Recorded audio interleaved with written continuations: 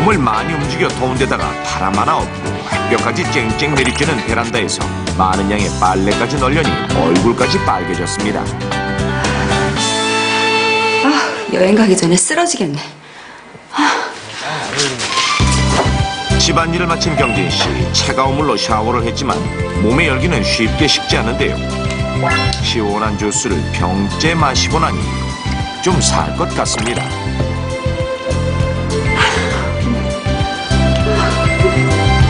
선풍기 바람에 열을 식히고 있을 때 걸려온 친구의 전화. 여보세요? 왔어? 야! 학교 다닐 때부터 삼총사로 친하게 지내는 세 사람. 졸업 후 20여 년 만에 떠나는 여행이기에 오늘 하루만큼은 남편도 아이들도 잊어버리고 신나게 놀아볼 작정입니다. 야, 얼마 만에 여행이야? 우리끼리 가는 건 대학 MTU 처음 가는 것 같은데? 그러게 불타는 여름바닷가? 가면 몸처럼 남자들 많겠지? 누가 아줌마 아니랄까봐. 주책금만 떨고 빨리 출발하자. 그래. 트렁크에 짐을 싣는 세 사람. 하루 여행인데도 짐이 한가득. 그런데 이때 어머, 경진아, 왜 그래? 어머, 뭐 잎이. 과일 깎아 먹으려고 과도 가져왔는데 거기에 찔렸나봐. 빨리 이걸로 닦고 얼른 병원 가자. 이 정도로 무슨 병원까지. 괜찮아. 얼른 출발하자. 그래. 그렇게 세 여자의 여행이 시작됩니다. 하여튼 오래간만에 나오니까 너무 좋다. 즐거운 여행길에 소다와 함께 빠져서는 안 될 것이 있었으니 바로 음악. 깜짝이야. 소리 좀 줄여. 끄던지. 왜? 좋구만. 그치? 바다야, 기다려라. 우리가 간다. 잠시 후 갓길에 급정거한 차량. 경진 씨가 온몸을 시험하게 떨고 눈이 돌아가며 발작을 일으켜 차를 세운 것입니다. 건강에 아무 이상이 없던 성광이와 경진 씨. 성광이는 게임을 하던 중이었고 경진 씨는 차로 이동 중이었습니다. 각각 다른 장소에서 발작을 일으켰지만 이들이 발작을 일으키게 된 원인은 같았는데 그렇다면 이 두 사람이 갑자기 발작을 일으키게 된 원인은 과연 무엇일까요? 출혈을 일으켰는데 이제 제대로 출혈을 멈추지 않아서 과다 출혈에 의한 피 감소로 빈혈 증상이 온 거예요. 피가 모질란 거죠. 피가 모질라서? 네, 피가 모질라서. 피가 모자라. 아무래도 왜 피 모질라면 막 빈혈 있지 않아요? 피 모질라신 경험 없어요? 모자라 아니에요? 모자라 아니에요? 피가 모질라요. 모질라가 아니라 모자라. 예. 출혈을 제대로 막지 않아서 이제 막 피곤하고 어지럽고 빈혈. 피가 모질라서 발작을 일으켰다. 미안하네. 제가 볼 때는 생각이 좀 모질라. 생각이 듭니다. 아니 근데 이게 정답일 것 같아요. 자, 확인합니다.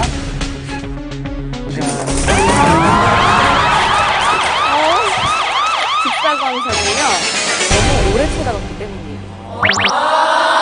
아까 빨래 넣을 때 태양을 이렇게 바라보고 있었잖아요. 저기, 애가 쓰러졌거든요. 그 아이는 불을 꺼놓고 게임을 했어요. 그런데 그 화면에서 번쩍번쩍한 게 있었잖아요. 그래서 눈이 피로해져서 발작을 일으킨 겁니다. 그러니까 태양이에요? 눈이 피로해진 거예요?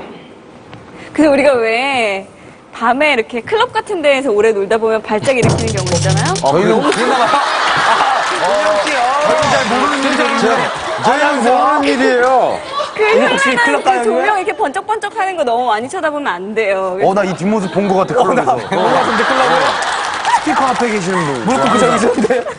만약에 박은영 씨가 직사광선을 해서 틀리면 내가 조명합니다. 조명에서 틀리면 내가 직사광선이 할 것이고. 직사광선 때문입니다.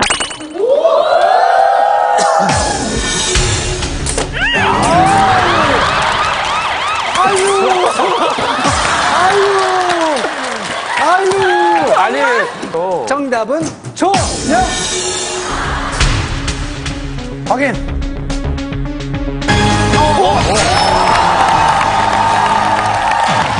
믿기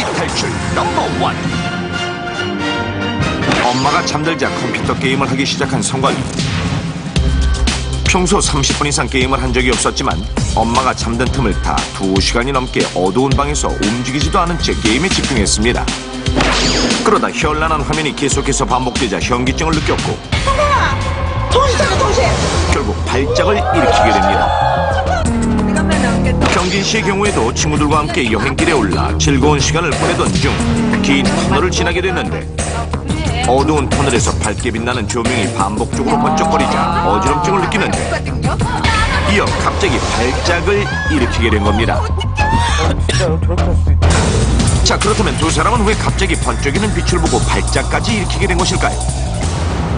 어제 저녁 일본에서는 TV 만화 영화를 시청하던 수백여 명의 어린이들이 집단으로 두통과 구토, 심지어 발작 증세까지 일으켜서 병원으로 실려간 일이 있었습니다.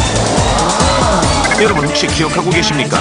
1997년 12월 일본에서 닌텐도사의 휴대용 게임기를 소재로 한 TV 만화 영화 포켓몬스터를 시청하던 어린이 700여 명이 동시에 집단 발작을 일으키는 소동이 있었는데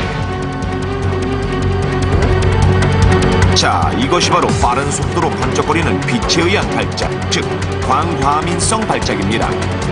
일명 닌텐도 중군이라고도 불리는 광화민성 발작은 일본 닌텐도사의 게임기로 전자오락을 하다가 발작을 일으킨 경우가 많아 붙여진 이름인데 텔레비전이나 전자오락처럼 복잡한 화면, 특이한 색깔, 번쩍거림 등의 광자극을 받으면 정상이던 뇌파가 폭발적으로 증가하면서 과도한 뇌 흥분을 일으켜 전신 근육의 경련까지 일으키게 되는 현상입니다.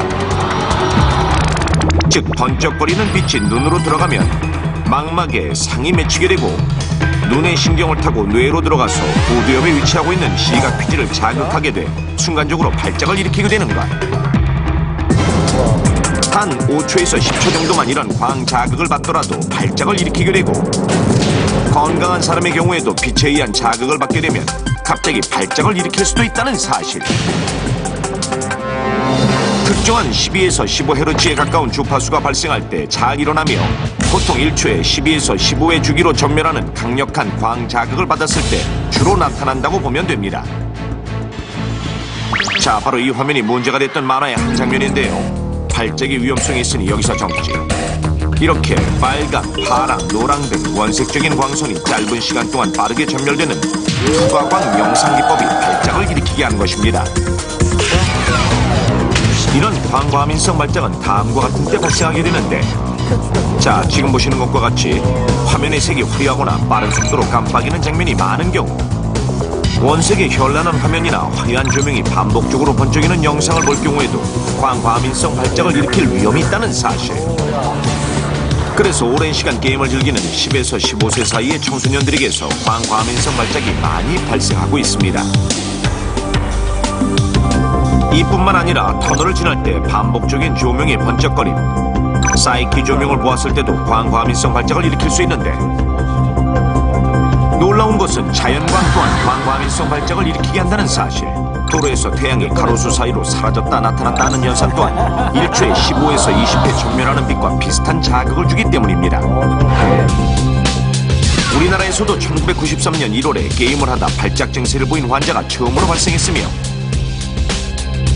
1999년 2월에는 13세에 처음으로 광과민성 발작을 일으킨 대학생이 컴퓨터 오락을 하다 숨진 사고도 발생했습니다.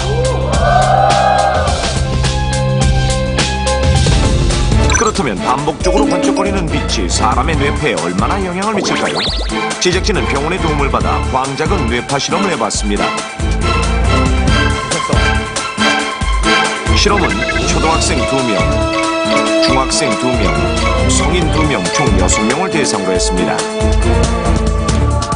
우선 이들의 평상시 뇌파를 검사해보니 6명 모두 뇌파 곡선이 일정하고 정상적으로 측정됐습니다.